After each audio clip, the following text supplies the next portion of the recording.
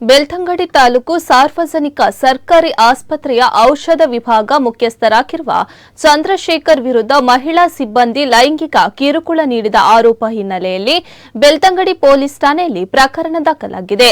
Police ಮೂಲಗಳ ಪ್ರಕಾರ ಆಸ್ಪತ್ರೆಯ ಮಹಿಳಾ ಸಿಬ್ಬಂದಿಯೊಬ್ಬರಿಗೆ ಔಷಧಾಲಯದ ಉಗ್ರಾಣದಲ್ಲಿ ಲೈಂಗಿಕ ಕಿರುಕುಳ ನೀಡಿರುವುದಲ್ಲದೆ ಈ ವಿಷಯವನ್ನು ಯಾರಿಗಾದರೂ ತಿಳಿಸಿದರೆ ಕೆಲಸದಿಂದ ತೆಗೆದುಹಾಕುವುದಾಗಿ ಬೆದರಿಕೆ ಹಾಕಿರುವ ಆರೋಪ ಕೇಳಿಬಂದಿದೆ.